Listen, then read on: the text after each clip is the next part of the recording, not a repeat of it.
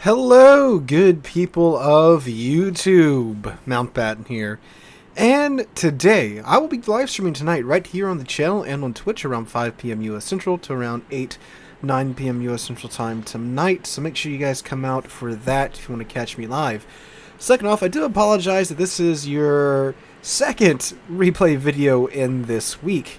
I said in Tuesday's video that, yeah, here's your weekly replay video. Well, I had an incredibly hectic and busy day, so I don't really have much time to sit down and do any other type of video today. It's getting to be the end of the school year and stuff, so I'm incredibly busy at the moment. But I did have this replay sitting around that I think you guys would enjoy. So here we have Power. I'm not going to attempt to pronounce his second name because there it is. In the Tier 9 American Heavy Cruiser, exceptionally heavy cruiser, the Alaska in a rank game. And I forgot submarines are in ranked, and now I have even less desire to play ranked at this moment. So, yeah. So they're here on a hotspot, and they don't have a DD, which is, well, yeah, that says a lot. If only there was a class that, you know, could counter submarines quite well. The funny thing is, it's pretty much anything but a DD, because DDs, of course, have to sail over submarines and drop depth charges on their foreheads, while other ships can just slap forward and then drop ASW aircraft on them from abroad. There's a Palmer right there for a second. By the way, this is a live reaction replay commentary, which means I am watching this for the first time with you guys. I don't have much of an idea of what's going on in this. Wow, my headphones are up a lot. They are. Okay. Wow, now that my tinnitus is even worse. So I have no idea what's going to go on in this replay. So you are going to get to see my live reaction to everything as it happens, as Austin powers his Alaska here. So that was a gear that is game returning in front of most of Power's team at the moment. That's, I can't really say too much because I'm guilty of doing that from time to time. Power is currently backing up. Man, that would make me tilt a little bit that I missed that shot. Of course, we all have situations where we do a little derpiness and we miss shots like that. However, he's in a good position here to get shots on this Palmer, which he does. Now, one key thing about the Alaska is that she has the American super heavy AP shells on battle cruiser caliber guns, which means that you can do things like that, chunk a Palmer for 10k in one salvo. And that was kind of a mediocre salvo too for the Alaska. Granted, this Palmer is fairly angled, so his armor is probably doing its thing right here. But let's see if he gets, okay, another 9k hits there. I think he's pinning mostly superstructure there, but I mean, hey, for a cruiser to do that to a Palmer that's slightly angled, that's pretty potent. And wow, he got a lag spike up to the 400s there. I mean, he has managed to derp his way into a pretty good spot at the broadside of the Palmer, Massachusetts, Baltimore. Well, the Baltimore is just out of range right now. So, without any DDs and only having a submarine for spotting, that's you got a fair bit of mobility there if the submarine isn't near you. Now, they did just lose their friendly Ignacio. They are down on points now because of that, but they did take the C cap, and they're trying to take the A cap, and the friendly Georgia picks up the Baltimore there as well. So, that's a good pickup. Now, once they get the A cap, they'll start to get quite the points advantage, especially in a ranked game. Speaking of everyone's favorite class, there is the submarine. That Bismarck, oh, that's not good for him. Alright, there we go. So, Power pops his radar, spots the sturdy. Oh, God. That just sounded painful. I didn't even need to see the Bismarck to know he's down half health right now. Power, this isn't an American light cruiser. This is a heavy cruiser. You don't have to hug the islands. Or a super heavy cruiser. You don't have to hug the islands. It's not a rooster, bud. Alright, so he did radar the sturdy there for a second, scared him away. Thankfully it wasn't sturdy, so the torpedoes weren't too damaging. I say this as the Bismarck sits at 1/4 health. But I mean, hey, for a normal submarine like the U-190 or something, that'd be a dead Bismarck. Alright, so he loads HE in the tubes as the turret is pushing forward into the cap. I did miss the friendly submarine going down there, but he's dead now too. The drilling rest is popping. Don't know his command build because he didn't include it, but it looks like he does have Halsey on here. Popping Hydro as well, spotting any further torpedoes coming in at the Bismarck. Looks like he has Halsey on here. He does have the Fearless Brawler skill. I mean, hey, if you're going into rank, that's a very good choice. That's, that's a pretty good choice in any battle cruiser that's tanky, because the Alaska is quite tanky. Ooh, Bismarck broadside to the turret pits. Looked like he might, yeah, he got away with it. All right, Bismarck and the turret pits are duking it out now. So, but yes, the Alaska is quite tanky. You'd be surprised how much hate this thing can tank. Before we had the HE, well, before we had the Commander rework, I should say, not the HE rework, this ship did have a cruiser burn time, and then those were the days, let me tell y'all. Alright, so this Turpitz is fully committed to pushing to this cap. The Bismarck is cutting away, doing what he can, but both Turpitz and the Bismarck, they're fairly evenly matched, with the Turpitz being a bit more potent at close range. Powers lobbing H into his superstructure, trying to get some fires lit there. I would swap over to 8 AP and just chunk the living crap out of his superstructure at this point. Because again, with that American super heavy AP, you could easily chunk that superstructure for like 10-15k. But I mean, hey, trying to start fires. I believe he did pop his damage con not that long ago, so any fires that Power sets now will be permanent fires. Turpitz is just absolutely W-keying it up here. There we go. So that should be a permafire for quite some time. And if you can get any more, those are going to hurt that much more. Okay, sit rep. The friendly Zeton is pushing down to the B cap and pushing to Massachusetts. Very bad for Zeton's health. Though Zeton is a pretty good close-in battleship. Massachusetts is, well, better in my opinion. Man, he is not getting any luck here with his fires, is he, boys? You got that one arm, you said, nope, that's all you can have. Grain doesn't really want to go broadside to Turpitz. Ah, here, yes, load the AP. Yes, yes, yes, yes. Okay, so he has expert loader there, because that's a 4-second reload on his AP. Ooh, Turpitz takes out the Bismarck, and there we go. Power takes out the Turpitz. Alright, so it's Turpitz for a Bismarck. They are down one ship now, and one more ship than the enemy ship, I should say.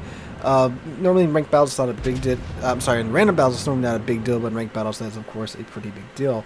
That Zeton is just absolutely getting chewed up by that Massachusetts. Torpedoes from who? Did the Sturdy jive on over to the B cap? I think he might. Oh yeah, he did look over his last spot. So those are the Turpitz's torpedoes I saw earlier. Okay. Yeah, so there goes the Zeton. Now it's just Power, his Georgia, and himself in the Alaska. And that Parliament is scooching up quite a bit. Granted, they still do have 2 caps. How long will they have 2 caps? I don't know. Looks like the gear is maybe going over to A or just moving up to deal with the Georgia. The Massachusetts could certainly take the long way around and get to the A cap. Or, of course, the Sturdy could just, rock and roll at 30 knots over to the A cap as well. So you got another fire on the Pommern. And he's looking for more target. Ooh, another fire on the Pommern, too. 2 fires on Pommern. That's good. Looks like Pommern either used damage con or he's just letting it burn. Let's see. If he gets a 3rd fire, it doesn't damage con. Man is just letting it burn. Just loves to be on fire. He might have the Blaze of Glory skill, whatever it's called. Or Relentless. Oh, nope. So he has popped damage con now. Okay. So if Power does set any more fires, those will be permanent once that damage con runs off. Again, I would definitely be using AP right here with that American AP. Granted, that's a permafire. That's going to stick now. That's probably going to get the Palmer down to half of his remaining health. Especially so if he gets any more started on him. Keep in mind, too, that Georgia's firing at him, too, with the secondaries. He should be within secondary range. So any fires those guys start will also be permafires as well. High caliber already for Power. They are still up 30 points at the moment. Although I'm not sure exactly how much longer this Georgia's going to be around. Ah, he's got AP in the tubes. Ooh, this rock's going... Ah, yeah, the rock's going to... Oh, almost. Almost got the front turrets clear of the rock. So he is now 1 versus 4 in ranked. Granted, I think that Palmer is probably going to burn out if he doesn't get a heal off here in a second. And plus, Power's got some AP on the way. So, there you go. Burns him out for kill number 2 of the match. It is now a 1v3. Now, they do have both caps at the moment. I do believe the submarine is probably heading over to A, although it looks like the Georgia just informed him that he hit the submarine. The submarine is flooding. So that means the submarine's out of damage con, which means his oil slick should be visible on the surface here for some time. Okay, stop flooding, so he put out the flood, probably using damage con, and that means he's no longer going to get the oil slicks on the surface, just like the Georgia said in chat. Now, see, fellas, when you die, that's useful information to convey to your team, and not just shout at them in game and tell them how terrible they are. Telling them that, hey, that guy just used damage con, that guy did this or that, that's useful information, rather than just shouting at your team like I know some players like to do. He's still getting a little bit laggy here, although that might be a superpower here as we move on. Alright, so nobody's in radar range, but when he comes around this corner, that a gear's probably going to be within spotting range.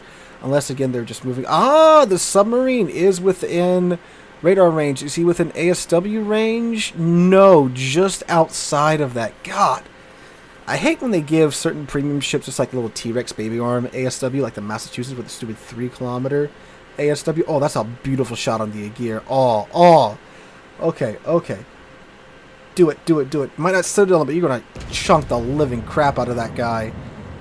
Beautiful. A little bit behind, but oh, nice. I'm gonna give him the benefit of the doubt and say he knew where to hit the Aegir to Citadel it, because you can't hit the Aegir or the Siegfried right on the edge of their Citadel if you have the improved AP pin or if you have big enough AP, and it will go right through. Man, the lag is absolutely just coming in at the worst time. Another 3k hit to the Aegir. He is healing. He's rushing for the island. See, come on, do it. Get him. He's marked by a ping from the SW. Luckily, he does have his hydroacoustic search on, so he'll get plenty of warning when those torpedoes are coming in. And thankfully, the Alaska is a fairly maneuverable cruiser as well. So with that hydro going, with the maneuverability of the Alaska, he should be fine. Drops 2 ASW aircraft on the sub's location, where he thinks it is, at least what the hydrophone effect is. Gets 1 direct hit. God, he should be... Oh, he did. He got him. It's kill number 3. He has now turned this 1v4 into a 1v2. Pop damage con to mitigate the homing, because that's the only thing you can do. Thank you, Wargaming. Getting his front turrets out on the Aegir.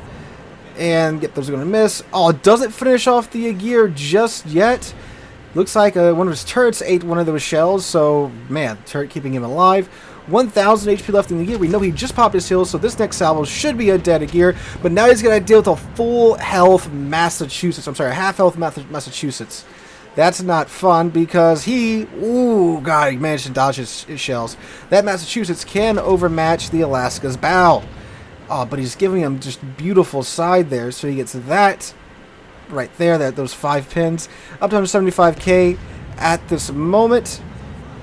Throws another couple of shells into the upper armor of the Massachusetts. Massachusetts finally decided that he needs to angle to this very angry small boat. He's very confused as that this boat is pinning him. Okay, damage comes to double fires. Oh, it's coming down to the wire. He's got 10,000 HP left. Massachusetts 12. He's healing with that Massachusetts here down to, I can't even see, 6k HP. Oh, 762. He's healing. Oh, man. Massachusetts heal coming in clutch here. Will he manage to get the salvo off into his upper armor? God, this man is lagging. And there we go. That is Kraken Unleashed. And I believe Solo Warrior in ranked. So, unfortunately, Power didn't include his end screen there. Not sure if you can get Solo Warrior in ranked. But I'm pretty sure that would have met the requirements for Solo Warrior. He did get Kraken there at the end. So, yeah, I think we can, if he didn't really get it in game, he certainly deserves it in, well, whatever fashion we can give it to him. But man, God, what a match there. I'm so confused that enemy team, all they had to do was take the other cap and just like run away from him. But instead, they didn't do that. Because reasons. But anyway, a nice change of pace from the recent string of replays where it's been absolute just, hard carries, yet the friendly player still loses. But that time, Power managed to pull it out. Granted, he had to pretty much kill the entire enemy team and get Solo Warrior and Kraken in order to get it. But there we go, boys. Hope you guys enjoyed. I know, again, a lot of you guys don't really like replay videos, but hey, again, I'm sorry I had a really busy schedule today. But I think that one was well worth sharing. So again, thank you, Power, for sending that in. If you have a replay you'd like to see featured on the channel, you can send it to the link down below. And other than that, hope to see you guys out tonight on the stream on here on YouTube and on Twitch. Given 5 p.m. U.S. Central Time to around 8-9 p.m. U.S. Central Time. Hope you guys have a wonderful Friday and wonderful rest of your week. And I hope to catch you guys in the next one.